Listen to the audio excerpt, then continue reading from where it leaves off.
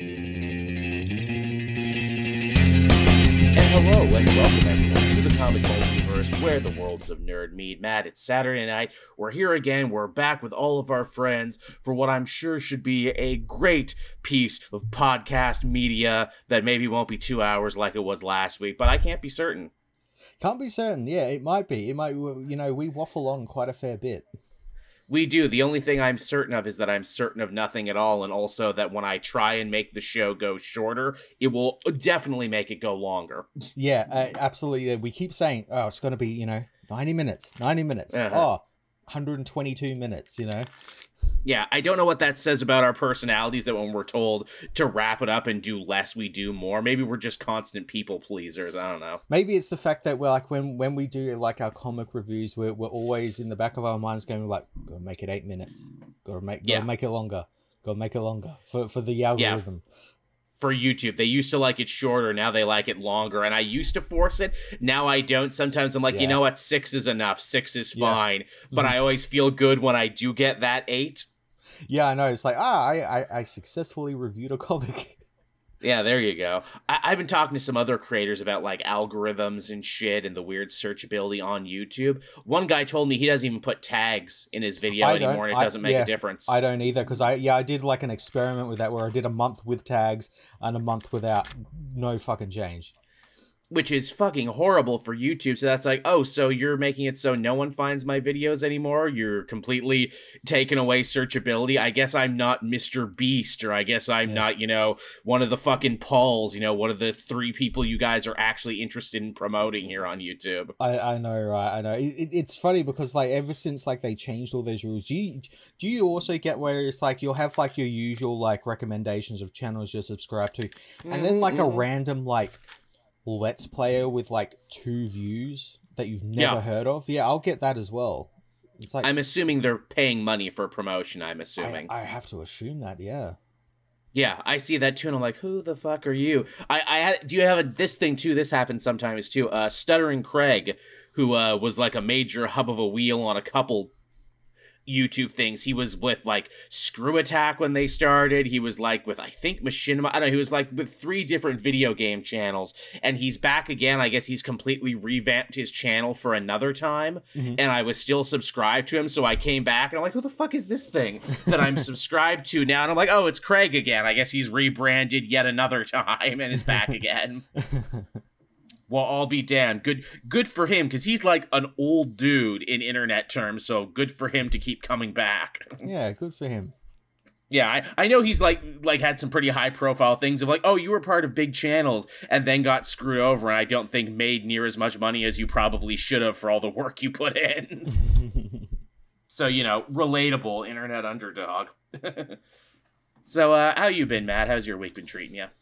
Really busy. The first like 2 days of the week I got kind of ill. I got caught like a bug, and like so I spent a little bit of time in bed and work.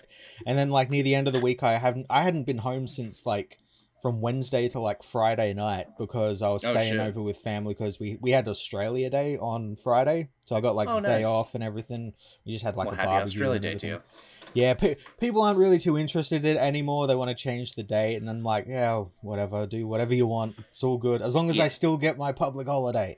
Exactly. That's the same deal here with Canada and Family Day. In fact, we have Family Day coming out next month. It's early February. Basically, out of the blue, the Harper government was like, and here's a free civic holiday we're just throwing in here out of the blue. And mostly people just complain about who gets it and who doesn't, because some workers get it, some don't. They're like, everyone forgets about it. We've had it for like almost a decade now, but everyone forgets, oh yeah, early February, you get a holiday. And I'm like, oh shit, yeah, what was it called again? Family Day? Wow, you guys really just picked the first name you came up with, huh?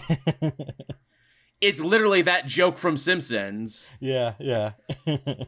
the chat saying Craig is down the right-wing rabbit hole. That's a shame. That's always the problem when a YouTuber comes back, where it's like, hey, did their brain get melted in the last couple years? Shit. I've had a couple where like I subscribed to them years ago, and you like look at their channel now, and it's all like, woke Disney, all that bullshit.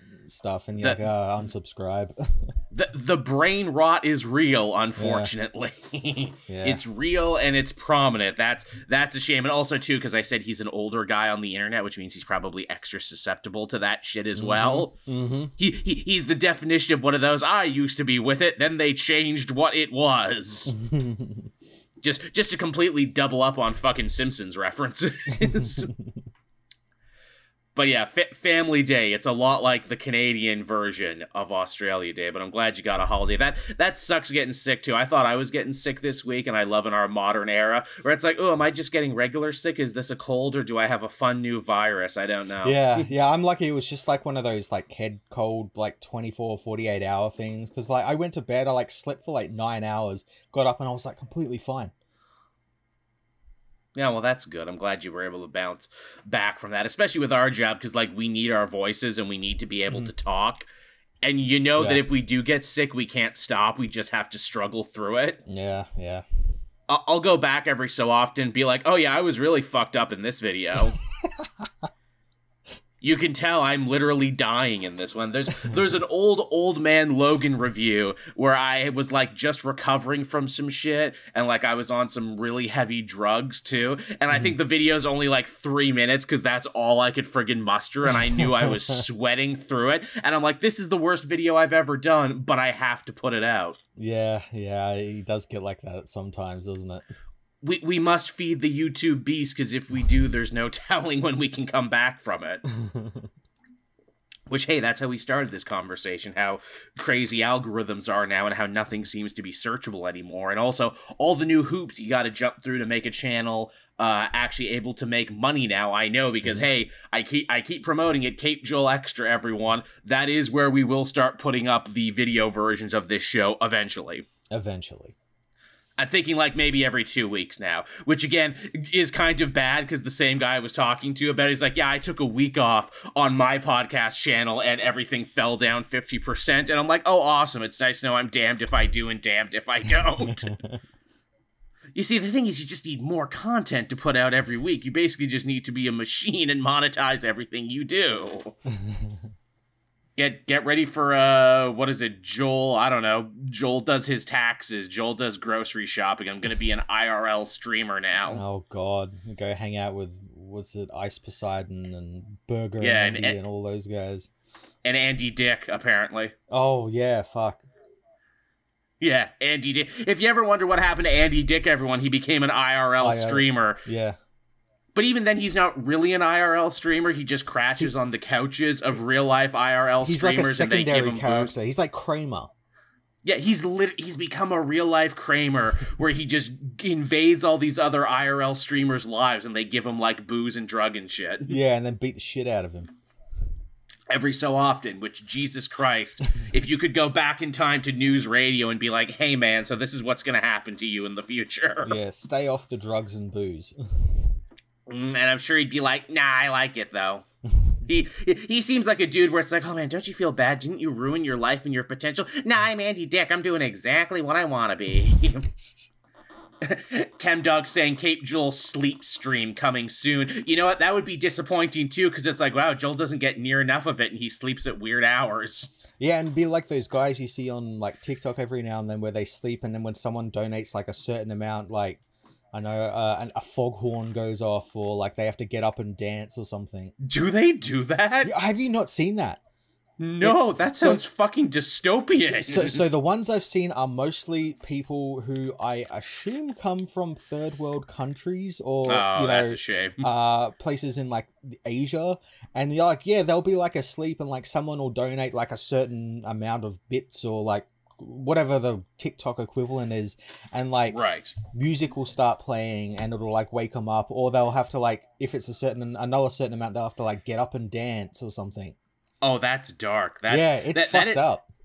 That is like one step removed from the Running Man, where it's like, shit, we might as well just have our criminals fight to the death at that point if we're that starved for entertainment. I know, right? Yeah.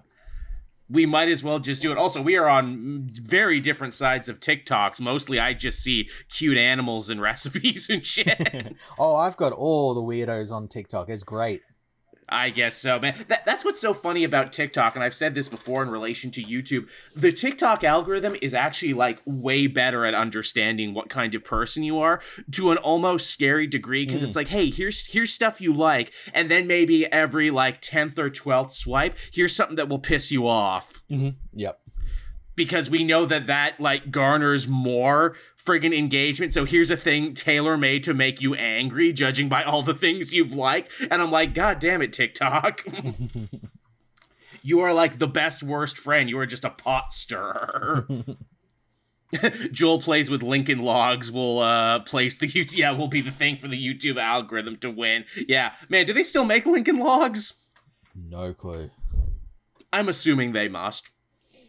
Also, the joke about being sleep streamers. Hell, that Pokemon sleep thing came out. That's a new thing. Maybe I'll just play that. Which apparently is just Pokemon making fun of you for having shitty sleep patterns. Oh, you didn't get a full 8 hours. That makes Snorlax very sad. Well, fuck you, Snorlax. I'm going through a lot right now, I'll have you know. Fat son of a bitch. That's mean. I shouldn't body shame you, Snorlax. Now, if only they can Pokemonize everything else I do. Pokemon, you know, eat good. I guess Pokemon Go was basically just Pokemon exercise, wasn't it? Pokemon's the old thing. It's the Power Worlds nowadays. Yes, yeah, so Pal World is like a hot thing. I didn't intend to talk about it, but because the conversation got here naturally, I was always hesitant about Pal World. I'm like, this looks kind of cool, but it also looks 50-50 like it could be a scam, and also I'm afraid to spend money on this because I feel like Game Freak might come on in and sue these people into the ground. It's on Game Pass on the Xbox, so I like download. Is it fucking really? I haven't played it yet, but I've downloaded it, so I'm gonna check it out at some point when I get some time. But yeah, it's been very funny seeing like people who they're defending a fucking billion-dollar corporation, and they're upset that there is a game that could possibly mean that Game Freak ups their ante and actually starts developing proper games. Well, it's weird, too, because, like, I've seen these arguments, and I'm like, guys, it's barely even a Pokemon game. It has more in common with Ark Survival than it does anything else. And funnier still, it seemed like Game Freak didn't give a shit until people started modding it and putting Pokemon in. They're like, okay, that's too far, guys. We were gonna be cool. We were gonna live and let live. Now maybe the lawyers have to get involved. Now you want that? I saw people on Twitter who were actively trying to get like funds raised so they could hire solicitors and lawyers and stuff for Nintendo to pursue legal action against the creators of Power Word. I'm like, dude, take the boot out of your mouth. Yeah, I think they're gonna be okay. What is it, like Pokemon is maybe second only to like Grand Theft Auto and like the fastest selling piece of media ever. In fact, it makes so much money and is such a massive friggin' seller. That's the core at the center of many of their problems when it comes to innovation, where they're like, we can't innovate because we got to have the next one out in 3 years. We can't ever sit down and think about this because we got to think about plushies and squishmallows and lunch boxes and stickers and everything else that have to come out, and episodes of the anime, because this is like a self-sustaining perpetual motion machine, and if we stop we might die. Right. Which, honestly, it sounds like working on Pokemon is fucking a hellish endeavor, actually. Oh, yeah. I mean, it's Game Freak's Japanese developers, aren't they? Yes, yeah, if it's anything like their VFX industry, they are crunched to the gills. Yeah, I bet they are worked to death, because like I'm sure even now, like Scarlet and Violet just had its last DLC epilogue there. I am sure they're hard at work on whatever the next one is, and whatever the remake is, because that kind of seems to be what they do now. They do a remake, they'll do like a Legends Arceus, and then they'll do like an actual like real mainline one. Which I think people are thinking Black and White will probably get remade next, which is funny, because that's the one that takes place in America. Yeah, American Pokemon, and you can tell because one of the gym leaders is a Texan with a big hat. Of course. And you go to Not Quite Pokemon New York. Which is always fun. What were we talking about? Oh yeah, we're a comic book podcast, guys, sometimes. Sometimes. Though honestly, this conversation was so good, I almost said, fuck the news this week, let's just keep talking like this. Hey man, you see those new trailers there for those things that should have been movies but are actually going straight to Amazon. That new Roadhouse movie with Jake Gyllenhaal, you see that? Yeah, and it looks pretty good. It does, doesn't it? I mean, man, freaking Jake Gyllenhaal slapping the shit out of people, Conor McGregor being what he was always meant to be, an 80s movie villain. Yeah, an 80s, like, Miami Vice heavy. Yep. And I'm like, man, finally, it's the role he was born to play. And I'm like, wow, that looks really cool. And then I found out later the director, Doug Liman, is actually super pissed at this because he made the movie for MGM back in the day. MGM got bought by Amazon. Amazon said, oh, yeah, we promised, throw our considerable heft behind the movie. If it's good, we'll definitely bring it to theaters. Actually, fuck you, now we're just sending it straight to streaming. Yep, that sounds like Amazon. Yeah, and I'm like, why? Why? This totally feels like this is something that should go to theaters. This feels like this could be a big thing. Yeah, it's a Doug Liman film. He made good films. Yeah, I agree. Likewise, the complete opposite end of it, John Cena's new one, that comedy Ricky Stenicki, where I'm like, yeah, this looks like something that should open at number 4 and end up getting a major cult following. Why doesn't Hollywood release comedies like this anymore? Yeah, it looks like, even the poster looks like an early 2000, like mid 2000s, like 2006 era, like raunchy comedy. Yes, which honestly, because it's 2024 now, people are nostalgic for those now, and John Cena is one of the biggest stars in the world. I bet that would have done well. Look at that recent Jennifer Lawrence one. That did really well. And then there was that other one with that guy from Top Gun and the woman everyone fucking loves on Twitter at the moment, or whatever, Sydney Sweeney. Oh yeah. Both of them did really fucking well. Yeah, it was a great year for R-rated comedies last year. Joyride, Bottoms, Strays. It was a great year for R-rated comedies. Renfield, even, where it's like, wow, none of these movies made any money and were rushed to streaming like a month later, but I think these will actually stand the test of time, these movies. I mean, I guess with it being streaming, I guess they're allowed a little bit more freedom, so they can probably be a little bit more raunchy, but who knows? Yeah, but still. There is a market for that in the theaters as well.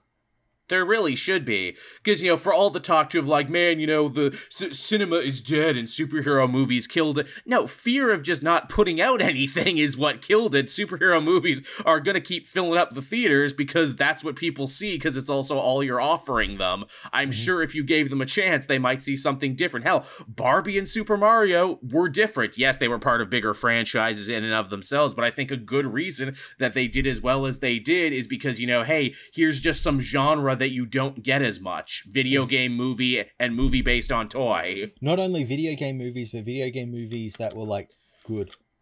That were actually pretty good. Yeah, that also, making good movies also goes a long way too. And actually, hey, that's a beautiful segue into what we're talking about, Matt. Another streaming show in the comic book genre, no less. Yeah.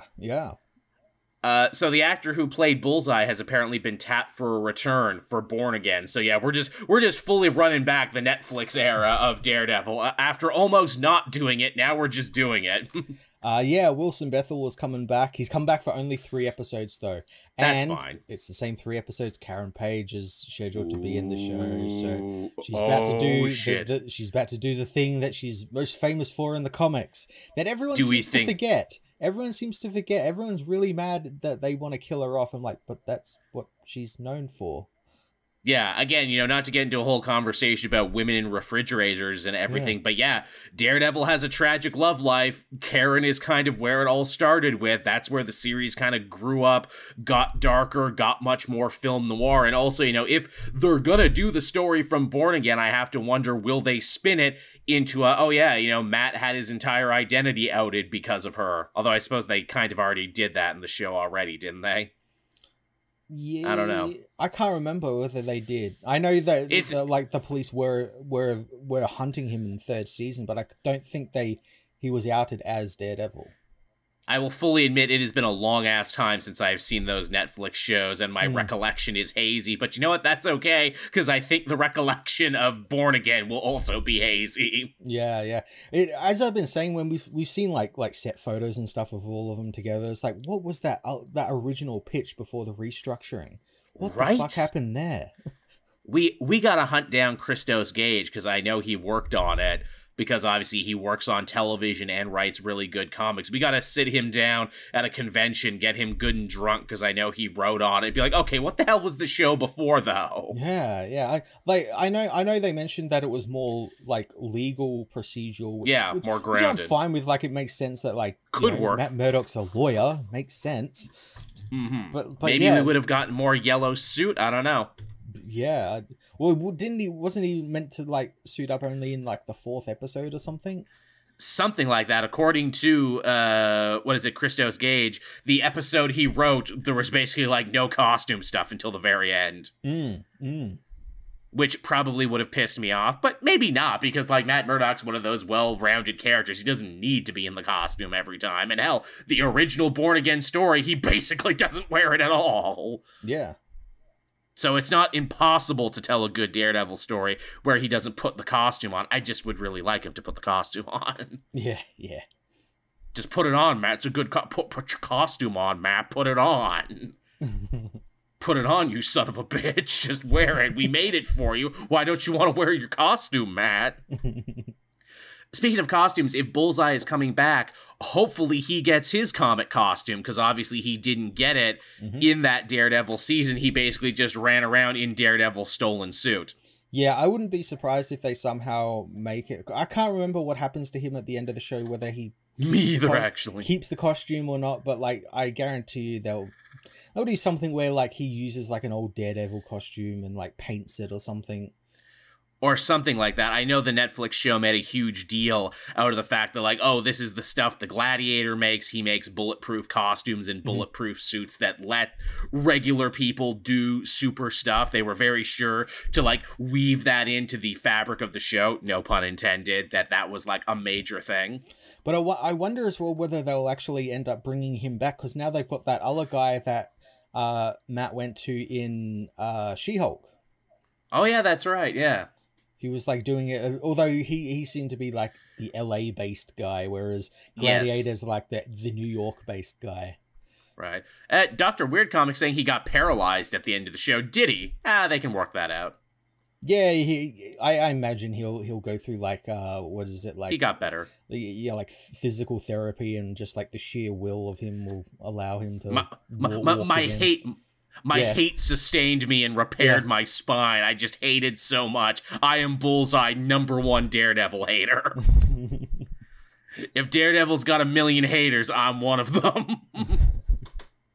That's his thing. Or, you know, they'll hand wave it away like a fucking hand magic. He got an adamantium spine. Do you reckon they'll bring the hand back, since so much of those first 3 seasons of Daredevil were all about the hand? This is true. Again, and they didn't exactly do a great version of it, did they? By the end. Nah. The further they got away from, like, silly red-clad ninjas, the less I liked it. Where it's like, come on, guys, there's nothing wrong with crazy ninjas. But then it also kind of dived back into it, where it's like, oh yeah, there's like a giant dragon under New York City, but just the bones. Yeah, but yeah, we don't ever really get to see it. And then Matt Murdock destroys an entire building and gets sucked into a pipe, and whatever. And then Echo maybe kind of makes reference to it by saying, oh, when dragons come to our world, and it's like, well, you know, maybe they did, depending on whether or not Iron Fist and the Defenders is in continuity. I mean, Shang-Chi definitely had a dragon, but that was a dragon in another universe. Yeah. What kind of dragons are we talking here? Are we talking medieval dragons? We talking drakes? We talking wyverns? What are we talking? Yeah, you know, be specific. Yeah, be specific, old man. But yeah, I like the chat's idea. Maybe he'll just get like a brand new adamantium spine. Someone will give it to him. Yeah, Wilson is. They alluded to that. He's got like that tech in Echo. You know that sign language. True. So he's got access to like tech. So I wouldn't be as his run for mayor. Maybe this could be his like. Oh, I need someone as like my second in command. I need a new Wesley. Yeah, that would be good. It would also be a great way. Hey, bring back the Tinkerer from Spider-Man. Say that the Tinkerer is working for Kingpin now. Yeah. Because then you get that Spider-Man connection, and then, I mean, everyone would just kind of love that. When Adrian and the guy who plays Scorpion went to, like, prison, his crew, like, got snatched up by Fisk. Makes a lot of sense. Or if you just want to steal stuff from the 90s cartoon, Alistair Smythe comes in his hovering wheelchair and says, yeah, I'll make the adamantium spine, but I really want to tell you about these spider slayers I'm working on. And Fisk is like, would you shut up about the fucking transforming robots? Take your mech shit out of here. This isn't an anime. Yeah, I don't care about that. I just want to win the mayoral election. One day I'll build my spider slayers. One day.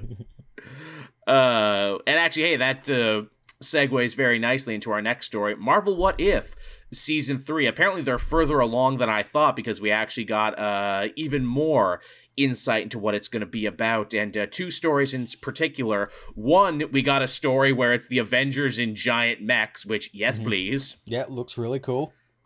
Yes, please. More of that. More fun genre swings, please, while you're at it. Season 2 was really good about that, and Season 3 looks to be diving headlong into it, because we're getting a Fast and the Furious, we're getting a giant Avengers mech, and we also look to be getting a story focusing on Sam Wilson as Captain America, which I had to do a double take, because the story's like, this is our first time we've seen Sam Wilson as Cap in 3 years, and I'm like, fuck off, that can't possibly be true. And then I'm like, shit, it is. Yeah, it's fucking weird, isn't it? Because they did that. They like did a big push with like Shang-Chi and like all these characters. Barely fucking seen any of them. I mean, clearly that's just COVID fucking with them. That's COVID. Yeah, and then the strikes. That's COVID and strikes. Clearly they were meant to be way further along in all of this stuff than they are right now, and everything has been delayed, and after getting delayed, everything had to be reworked, and now will probably need to be reworked further because Jonathan Majors. Yeah. I hate to call this the gas leak phase, because I think there's a lot of really great ideas here that people weren't really appreciating and weren't really giving their due. But boy, is this phase just like, yep, you guys had everything working against you in this one, didn't you? Yeah, it seems like now they're starting to get everything back on track. And I'm sure we're going to see the fruits of those labors in the coming years. But yeah, it's just, there was a minute there where everything just kind of was against them, wasn't it? It is. And you know what? I think looking back on it, the strikes were probably the best thing to happen to them, because, hey, much like the Pokemon Company, your massive success is sometimes as much a hindrance as it is anything else, because it means you never get to stop, breathe, and evaluate. Yep. Because you always are moving on to the next thing, and it's hard to, it's hard to paint your car when you're already motoring downhill. Yeah, and we saw that with like Daredevil. Obviously, the strikes made Kevin Feige go like, oh, let's go see what Daredevil's up to. What the fuck is this show? I'm gonna need to restructure it. Let's bring the Loki guys in and like reshoot it all. Yeah, people liked the Loki show. Yeah. And the Loki show actually finished pretty strong, all things considered. It did, yes. Yeah. So, moving on from there to some video game news, actually. It was announced this week, kind of out of nowhere, that the Suicide Squad Kills the Justice League game, you're getting a surprise piece of DLC, and you're getting it for free. You're going to get to play as the Joker. Yeah, there's a new version of the Joker in the game. He's from another universe. Sorry to spoil what might have actually been a fun twist. Yeah, I already knew this was happening because I saw some of the leaks, but yeah, they really should have just announced this like this week. The game comes out this week, so they should have announced it like on the Friday or something. This also feels kind of desperate. This feels like, hey guys, you can play the Joker too, and it's free, and we got lots of more stuff coming. Please don't be mad at us because of all these online things. We promise we tried to fix it as much as we could. Yeah, at least all of the new characters that are coming out are going to be free. You're not going to have to pay for them. Well, that's pretty good. Do we know who else we're getting? I know Deathstroke is one of them. Oh, that makes sense. I think a female Mr. Freeze variant. So Nora. Well, that's pretty new. Not Nora. I think her name's Victoria Freeze. I think the idea is that it's from another universe, because that's... I think the idea of the end game, there is other universes, and that's where these characters come in. Right, well, shit, I guess we've opened that door now, and hey, because we still need this to be in continuity with those 3 Batman games, we can bring back anyone else we killed or otherwise dealt with. I guess that's an option. Okay, fine, I guess. Again, I'm probably not getting this one when it comes out. I will get this one later, and I will defer to you for it, because I know you're going to be in on it. Yeah, I'm going to play it when it comes out, yeah. See what it's like. Did it bother you too, where it's like, yeah, and here's how Joker gets around the city with a big umbrella? Yeah, because it's not like there's another famous Batman villain with a big umbrella. It's just, seriously, what is up with the fucking traversal in this game? The umbrella kind of makes sense to me because I know Penguin is the one who gives you your gear. Right. So it would make sense for him to be, here, use this umbrella. It should have been a balloon. It should have been a balloon filled with Joker gas. Is what one it of should those have been. balloons from the Batman '89. Yes. Movie. See. Yeah. Rocksteady, you totally should have paid us to work on this. We could have come up with way better ones. Yeah. Yeah. Is all I'm saying. I mean, friggin' Harley gets a grappling hook, and Deadshot gets a jetpack, and Boomerang is just fast. The Boomerang being fast is really shit. The idea for the gear, they were quick to like show this, but like they find it like in the Hall of Justice and everything. But they steal it from the heroes. But still, some of it's like, okay, you couldn't figure out how to like have these characters traverse, and just decided to give them like grappling hooks and that tells me you guys had to make a Suicide Squad game, but didn't actually love the material near as much. Or shit, if you wanted a guy with a jetpack, surely there's flyers throughout the history of the Suicide Squad you could have pulled on if you wanted. It didn't have to be these characters, but clearly it did, because it was decided that these are the most marketable ones. Yeah, meh. Again, I'm a fucked up person to listen to here, because I've always wanted a Suicide Squad game, and now I'm getting it, and it's not what I wanted it to be. I am wondering though, like, it just dawned on me, but like, these are set in the Arkham games, the Arkham universe. The Floyd Lawton we saw before was white. Yeah. Why is he Will Smith now? Reasons, that's why. I hope they address that this isn't actually Floyd Lawton, it's just some dude. It's a guy named Floyd. Yeah. Is he also from an alternate universe? Also too, where it's like, yeah, we're doing the friggin' whatchamacallit, we're doing the movie thing all this time later. I'm like, but that movie already bombed and came and went. If you were gonna do that, he should have just been Bloodsport, because we like Bloodsport. Yeah, and I'm pretty sure Bloodsport's used a jetpack in the comics. Yeah, give Bloodsport a jetpack, and I'm not complaining at all. Yeah, and he has transforming guns. And if you look at the recent comic series, he can also travel through the multiverse. But there you go, see? So it almost works better. I don't know, again, I could talk about this shit all day. I could talk about this all day, but some good news we got coming down the pipeline. Invincible Season 2. We know when it's resuming. It's March 14th.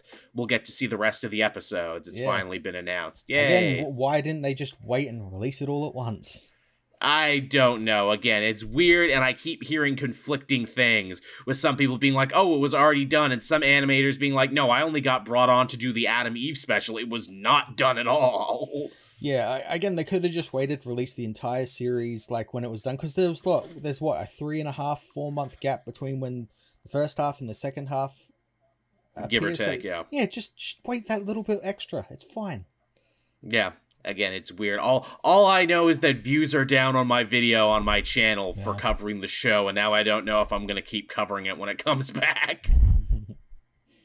Because, again, where it's like, look, if this is just pulling in as much as a regular 22-page comic, then I'm not going to put the extra time and effort on. I don't know if I'm not getting it out early enough, because Amazon keeps fucking around with the release, where it's like, yep, it comes out tomorrow at 8. We're dropping it early while you're asleep. Fuck you, Joel.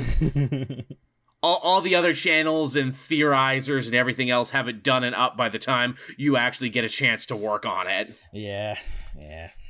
And honestly, in general, it feels like people weren't nearly as hyped for this second season, because more people were way more familiar with the first couple volumes of Invincible.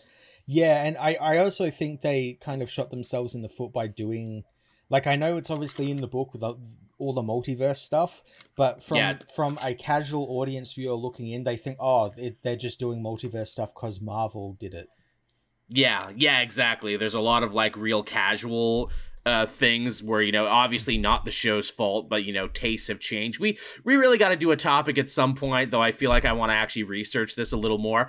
I don't think superhero movie fatigue is as real as everyone in the media wants to make it seem. I do think there's something to multiverse fatigue, though. Oh, absolutely, because everyone just jumped into it at the same time, because they saw, yes, those Marvel movies did it, and it was like really successful. We were gonna emulate that without like thinking about it at all. And not even just them, but like other big movies too, like Everything Everywhere All at Once. Yep. It feels like, Multiverse was the hot shit there for a while. Yep. Yeah, and now it feels like it's not anymore. And again, I always use my mom as an example because, she's always loved franchises. She's always loved big, long-running things. She's the person who got me into, like, James Bond and shit like that, that's been going on forever. So, like, she's fine with being able to follow a story, where they change the actor every time and everything. Yeah. But when it's like, here's a solid universe, but also here's another universe on top of that universe you have to keep straight. I think that is the line of, the line for casual fans where it's like, this is too much for us. We can keep one fictional universe, maybe two. We can keep a DC and a Marvel. But if we have to keep universes within universes straight. Yeah. Then that's maybe a little too much for them, which, hey, you know what? That's fine, because as we discovered from all those Marvel movies that have been going on for like 20 years, average people can't keep up with continuity. No, they cannot. Yeah. They can keep up with as much continuity as they can keep up with the last one, which is always, I think, has been the key to Marvel movie success, but no one ever wants to admit that. There is continuity, but it's not very hard continuity. All you need to have seen is the last one. Yeah, or know, like, oh, that Stark Enterprises, that's Iron Man. Or, like, that building belongs to Iron Man. Stuff like that, very surface level stuff. Yeah.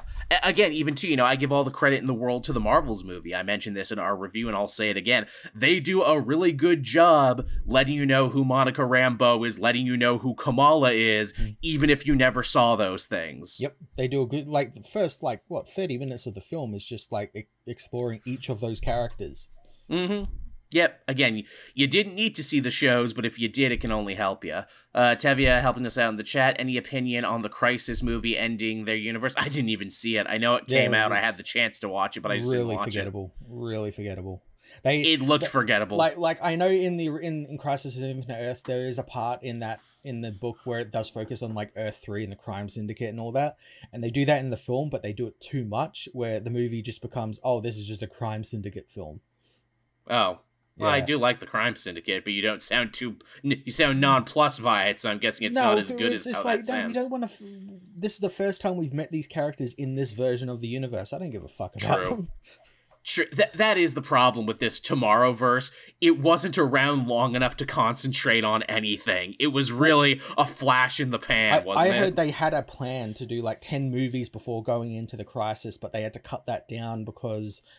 James Gunn wants control over animation now. Yeah, DC Studios became a thing, and they started production on their things. They're like, okay, we have to rush this out with like weird movies set like Supergirl and the Legion of Superheroes and Batman Long Halloween and all these other movies that don't really fit together. No, not at all. And even when they do them, like that Supergirl and the Legion movie, all I could think is like, this is like the second or third time I've seen this story in animation. You guys did this story way better when you did it in Justice League like 10 years ago. Yep. Which is really sad, where it's like, okay, now you're actually doing stories you've already done, but doing them not as good as you did the first time. Yeah. Which is really disappointing. Yeah, that's more or less all the news that was here this week. I can't think of anything else. Can you? No, I don't think there was much news this week.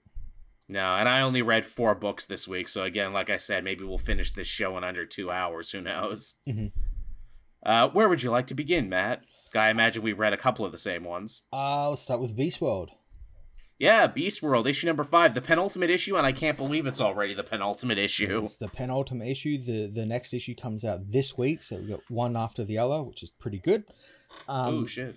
Yeah, the big Dr. Hate reveal, which, as I said in my previous review, no matter what it was, it's going to be disappointing, and it was disappointing. Really, because a bunch of people in my comment section really enjoyed it, actually, because Taylor kind of foreshadowed it in his last Titans crossover by saying, yeah, there's a demon missing in hell. Yeah, but and then that's it. That's all the build-up that character had. Dr. Hate didn't have any character line, through line, or anything through since their creation at the end of Night Terrors. I mean, not really, though I do appreciate that it refocuses the story on Raven and her relationship to Beast Boy and everything, where it's like, oh, that's cool. And That's also all the good stuff of this issue, yeah. It is, and also there's kind of this, like, subtext thing where this is the Titans' first at bat as being, like, the Justice League stand-in, and so far, every problem has been connected to them, whether they liked it or not. The Necro Star got woken up by, like, an old family friend of Starfire. Beast Boy tried to make it better by becoming a Starro, but only made it worse. And now Dr. Hate is actually Raven. And it's all, like, I love that it's all framed as this, like, oh, Waller actually probably had a hand in all of this at some point. Absolutely. And I like that. That's really fucking good use of Waller. Finally, good use of Waller in this event. Oh yeah, this has been a great time for Waller, and in fact that actually extends to Green Arrow in this week as well, as we get a much better understanding of the breadth of her plan. But I love she now gets to step out in the light after being a shadowy spy master forever. She's the head of what is it, the Bureau of Supremacy or whatever, sovereignty, yeah, which is connected to the villain in Wonder Woman. Yes, Steel, which is very cool. Yes. I like that, and her first order of business is like, well, now that I'm in control, drones, kill people with drones, cool. Yeah, drone strikes, cool. It. Yep, awesome. Drone strike. I love that there's a moment in this book where the president, whose face we don't really see and whose name we never get, is like, I don't know, Amanda, I don't know about all these drone strikes. And I'm like, yeah, you can tell this is a comic book fantasy. An American president didn't want to drone strike people. Yeah, actually gave a shit about his people, yeah. Yeah, and didn't want to drone strike everyone. I mean, shit, if this was the real world, there'd be 100 New York Post articles about, like, why the drone strike is actually good for you and your family. What are you doing to help the drone strikes that are going to kill 1 million American citizens? And then Cyborg, with probably one of the best Cyborg moments, he was like, I could hack it. I could hack the entire American drone army in like 2 seconds. Yeah, I'm Cyborg, I can do that, yeah. I could always do that. That was always an option. And Nightwing being like, dude, I think it's awesome you could do that. Let's keep that in our back pocket, though, because I'm pretty sure the second we do that, it's an act of war on the American government. I did like Taylor has done this earlier in his Titans run, where he talked about, like, Nightwing and his contingencies, and how he'd rather the team know about the contingencies rather than keeping them hidden like Batman does. And I like that he continues that here, where he tells the teams, like, okay, we can go that route, but we'll keep that as a contingency just in case. I want to go and talk with Waller first, and if she doesn't, and if and when she doesn't agree with our pleas, then we'll move to the contingencies. Yeah, this has been probably one of Waller's most brilliant plans, too, because everyone acted exactly like how she knew they would. Yeah, yeah. And Nightwing, to his great credit, Dick Grayson being like, no, surely I can see the good in everyone. Surely, Amanda, I know you hate the superhero community. I know you don't like us for what we do, and you can only control problems by putting bombs in their brains, but surely killing 1 million American citizens is too far even for you. And she's like, nope, I'm good with that, actually. Yeah, I wish I could kill more. Yeah, is my only problem is I really wish I could kill more people. She gives a good speech too, being like, you heroes are so out of date with your vigilante justice and everything. People don't want that. They want gods and despots. They want black and white easy answers, and I'm here to give that to them. And I'm like, that's a pretty fucked up read on, like, American politics and world politics in general. And also, like, yeah, I could see how a woman like Amanda Waller would thrive super hard, in our current topical world. Absolutely. Yeah, I give them an enemy to hate, and I give them a solution to solve said problem. I've been doing it for years in the Suicide Squad, only now I can do it out in the open. Yeah. And the fact that, by saving everyone in the world, they play into her hand. She has that great moment of like, damn, if I knew it was so easy to get the Titans to declare war on the American government by stopping this drone strike, I would have killed Beast Boy a long time ago. Oh, that's great. And then earlier in the issue, she also uses Chester Runk's sacrifice, quote unquote, like painting him as like an American hero and everything that sacrificed himself to kill Garfield. Is great. Yeah, he listened to his government, unlike those damn dirty Titans. Yeah. His family was killed by the Beast People, even though we know that Peacemaker killed them.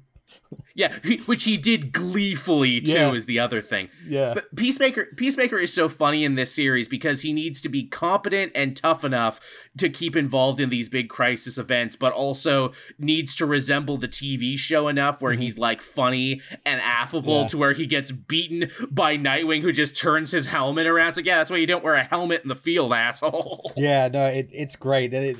Taylor does a great job of like writing that line with that character, where it's like, oh yeah, he's like a real badass, but then he'll also fight Nightwing, and Nightwing will immediately take advantage of his one weakness.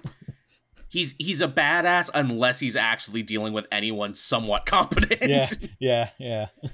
Then it instantly falls away. And the big reveal, which, again, all the credit in the world for Taylor for really making the relationship between Raven and Beast Boy such a strong backbone of his series. She's like, oh, do I give into my anger if I wake the demon inside me? I bet I could kill, I could stop Waller's heart and she wouldn't even know, only to try and open the diamond on her head and be like, oh, fuck, the demon's gone. But if the demon's gone, where is it?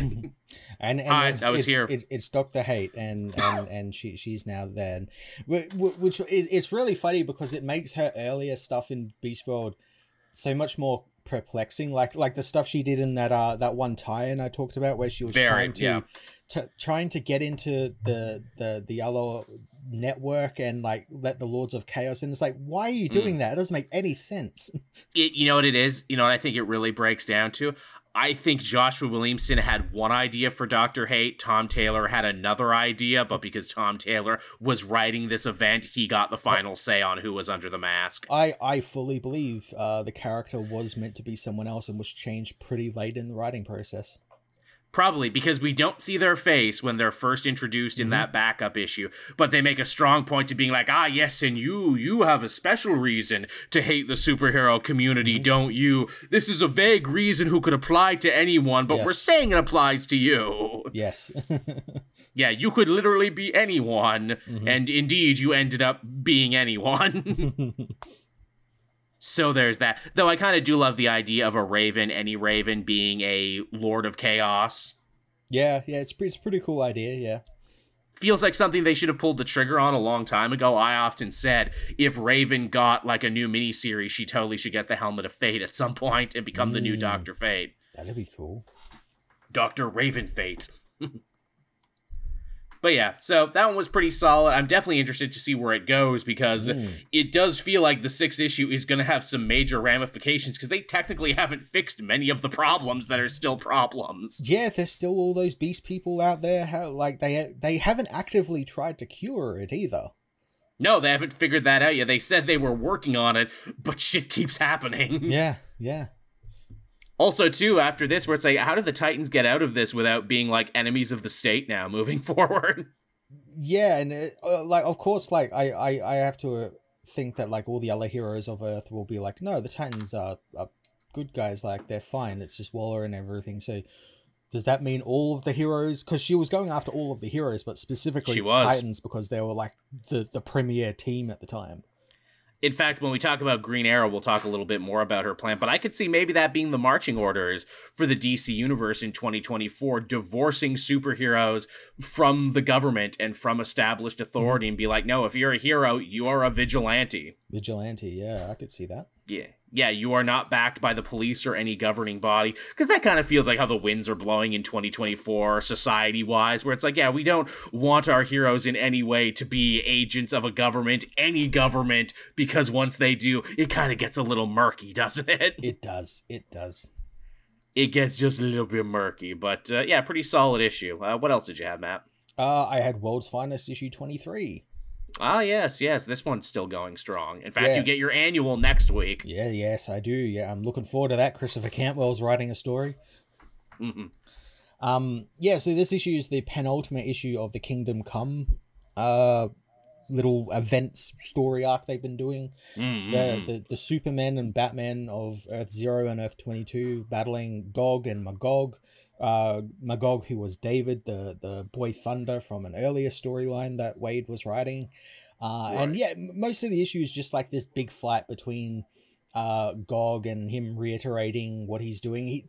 Gog is such an interesting character. Like, Wade has like given him such an interesting role here where like he fully believes in what he's doing is right, and the thing is that like you start to agree with him because he's planning on opening this portal to Apocalypse, and like dying in combat will allow him to go into his people's Valhalla, and he wants that for all the heroes on Earth as well, and wants to take them to heaven with him, and wants to save humanity and everything. And he fully believes like doing this will save humanity from Earth 22. And he can't see that like just doing this will actually just destroy everything, because it's Apocalypse, it's Darkseid. They managed to convince David to go against Gog. And basically by telling him that no one blames him for what happened, you know, why he killed all those people. They kept looking for him, but they couldn't find him because Earth 22 was separated from the multiverse thanks to Gog's power. Right. So they end up getting into a big fight, and then at the end of it, we find out that Gog has been using the anti-life equation to to make Earth 22 susceptible to his like control. That's what he's been using to subjugate the world. And seems like a problem. And the Batman realized that like, oh, if he's got the anti-life equation and he's opening a portal to Apocalypse and he's going to die, the anti-life equation will go to Darkseid, and that's a big problem. Maybe the worst thing. But all of that doesn't really matter in the end, because the final page, Darkseid just turns up and starts big fucking battle with everyone. Hey, remember me, jerks? Yeah, I'm intrigued to see what Wade's going to do with Darkseid here, whether he's going to be the Earth, because technically Kingdom Come has its own Darkseid, and that Darkseid is Orion. Right, not the one who exists outside of time and space as main universe Darkseid. Yeah, but the thing is here, this Darkseid looks like classic Darkseid. So is it what Williamson brought back, where it's like that Grant Morrison thing where like Darkseid, there's one Darkseid for the entire multiverse sort of thing, and there's different aspects of him. I'm really looking forward to seeing what he's going to do with that. Yeah, no doubt. Yeah. Building off on what I was saying about how the new Green Arrow book actually ties into Beast World and Waller quite substantially this week, we have kind of a fun one and done here where they try and swerve you, where you pick it up there and Connor Hawk's like, oh no, the worst has happened. My father, Oliver Queen, is dead again. Again. I know we just brought him back, but he's dead. No, really, I swear, he's dead. Onomatopoeia broke into our house and shot him a bunch. He's definitely dead. Wink. But really, Ollie just dressed up like Onomatopoeia to try and get closer to Brick, who put out a major hit on him at the behest of Amanda Waller. And in fact, we learn what she is using her brand new authority to do amongst the supervillain community. Basically, she's not using bombs anymore. She's not using black site prisons. Her new thing as the head of the sovereignty division or whatever is basically, if you kill a superhero for her, she will wipe your slate completely clean. Pretty good fucking deal, right? The only problem is that career criminals like Brick have a hard time believing her because she's an agent of the government. That goes back to the thing Williamson was writing about, like when Amanda was setting this out, because none of the top tier heroes believed her. They're like, no, you fucking run the Suicide Squad. Fuck you. You got to put a bomb in my head. So she had to turn to like all these like random D-listers. Well, this is what Williamson is building on in this issue, with Brick saying, well, I had to see it for myself, so I put Onomatopoeia up to it because he's a fucking crazy person who we still actually know nothing about all this time later. He's still a mystery, so I would have to see if he would go and kill Green Arrow, would his slate be wiped clean? And apparently so. So yeah, it was getting really scary between Green Arrow and Amanda Waller. But it gets worse because you remember Arsenal went missing at the end of the last issue because he was actually looking into Amanda Waller and he stumbled upon all of her plans with Beast World and everything else. Yep. Well, now apparently he's working for her. Which actually begs some really interesting questions, because it's like, oh, is he trying to clear his own slate, or is he trying to clear his daughter's slate now? Because she's back now, and that's totally a thing. I love the idea of Waller being a Green Arrow family villain, because they are such polar opposites. Yeah, it's great, isn't it?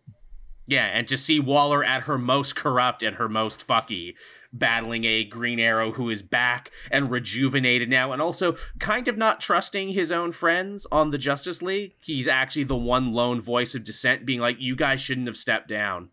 Yeah, which is really interesting, because that's like kind of like the opposite of like what you would expect Oliver Queen to be. He's full anti-disestablishment. So like he'd be like, no, step down. We don't need a Justice League. Yeah, is this Aldi getting old? Is the thing? Is he like, oh, I guess I am the establishment now? Yeah, just realizing that and just going with it.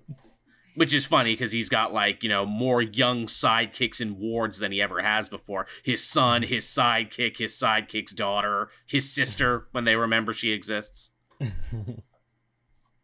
Yeah, friggin' Jeff Johns kind of took Emiko Queen away, and we haven't seen her in the Green Arrow book in a hot minute. Yeah. But yeah, this one was solid. I like it because it was a one and done, and we basically just don't get one and done ends anymore. No, we don't. It's quite strange, isn't it? Yeah, I like it. I like a good, solid one and done. And also, it's Phil Hester drawing Green Arrow again, which is like, they say you can't go home again, but with this, I really feel like we can go home again. Yeah, he's great. He's so good. He is. He is the definitive Green Arrow artist, as far as I'm concerned. When I look at his work, I'm like, yep, that's a Green Arrow story. That's Green Arrow. Yep, that's what it is. What else did you have, Matt? I only had two more, and I saved the two big ones for last, and then we can talk about what's coming out this week. I didn't have anything else. I haven't had time to read anything else. Okay, then I'll go quickly through these. A book I'm sure you will read because it's connected to X-Men Red. Resurrection of Magneto, issue number 1. I've got that in my pile. I will fully admit, not reading X-Men Red, there was a lot of stuff I didn't understand here, and I kind of had to grasp at straws. I feel like understanding the complexities of the relationship between Storm and Magneto probably would have served me good here. Yeah, I can imagine it would.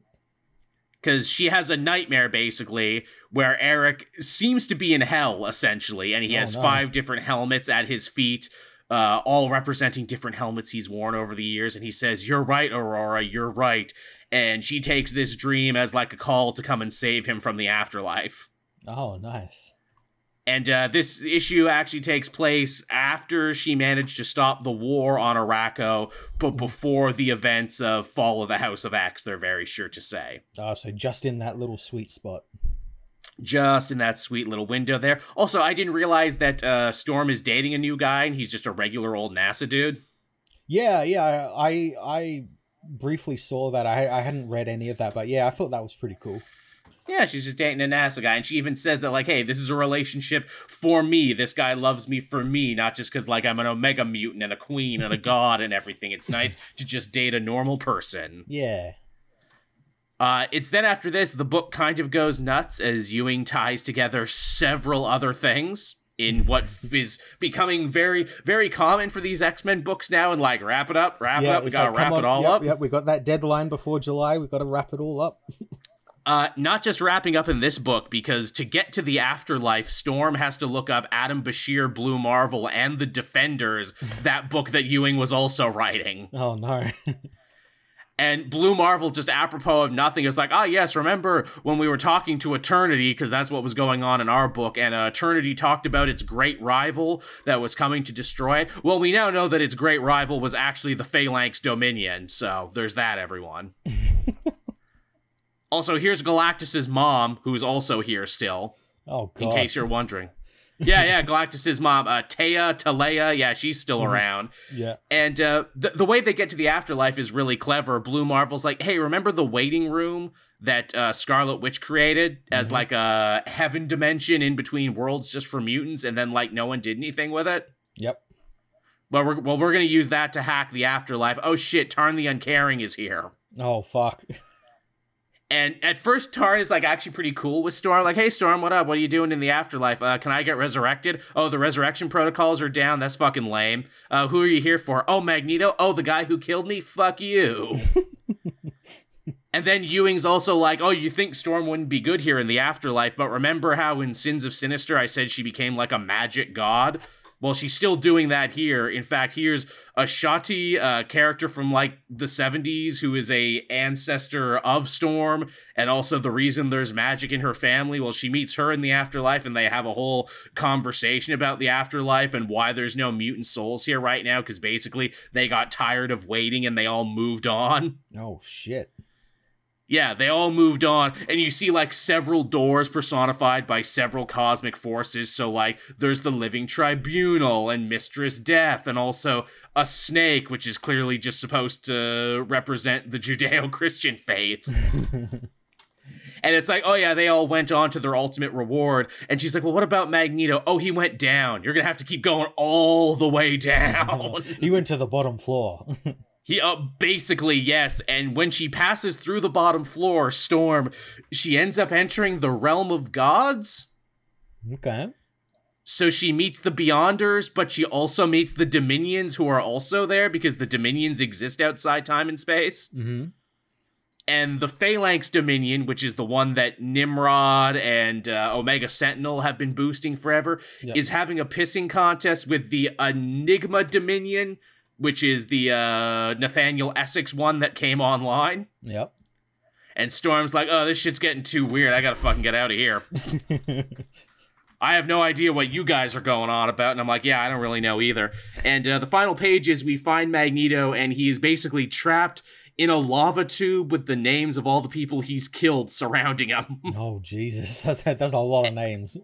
Yeah. It is. It's a huge page. It's a beautiful page. And they're like, oh, it's the Unbroken City. And I'm like, it's hell. You can just say it's hell. He went to hell when he died. It's fine. You know, it's at the bottom of the universe, and it's, you know, filled with fire and magma and the names of the dead. You can just say it's hell. Yeah, jeez.